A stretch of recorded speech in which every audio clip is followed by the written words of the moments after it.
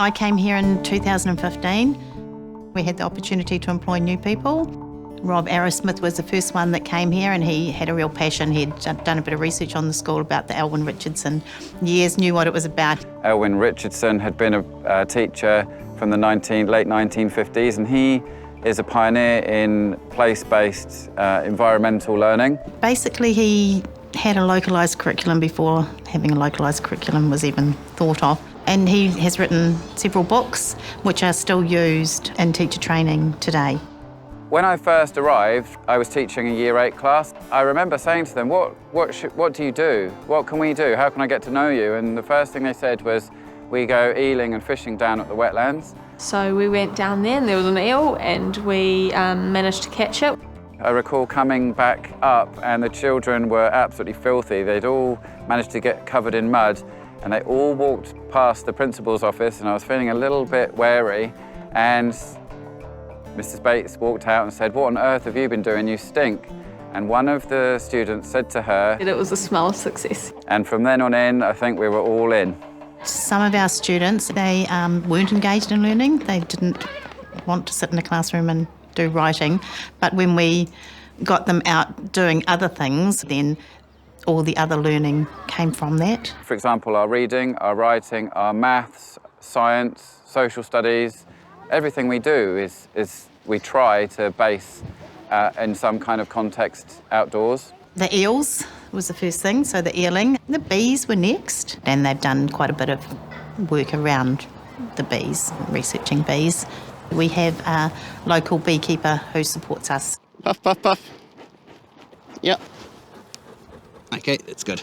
So some of the honey that they have stored for winter, drop it back in the feeder there for the bees to eat. He takes the honey for us and brings it back as liquid honey. The ducks probably came after that, and that was another research project. They did the research on which ducks produced the most eggs, which ducks didn't fly. So we've got one or more mallard ducks, and then we've got khaki cambers, and then we've got 3 Pekings.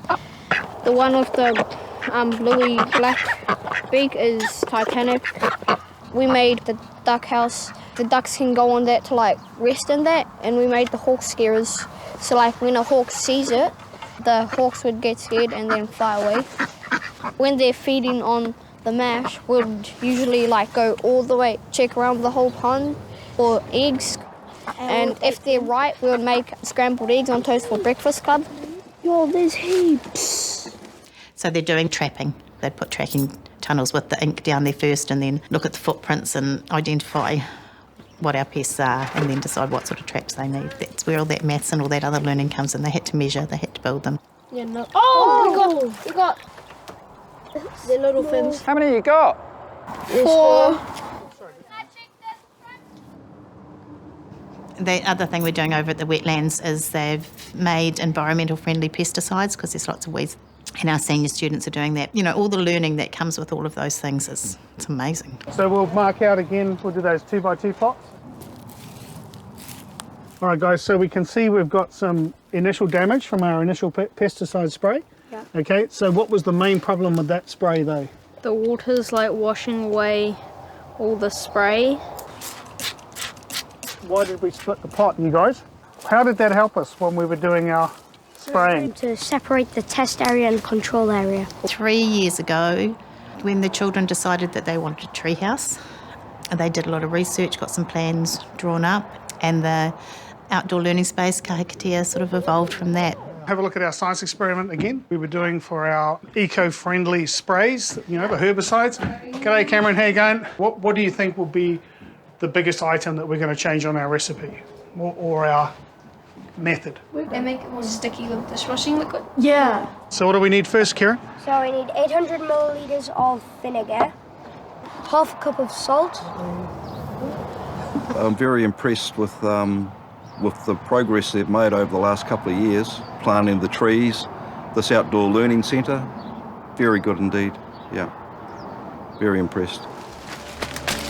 Attendance has gone up, staff retention's been amazing. We recently were awarded the Green-Gold status, which is the top level of Enviro status. The children have done it. They're the ones that have created that success. Our literacy and numeracy have both made significant increases. Confidence, I think, is the main thing. Confidence to get outside and actually do things.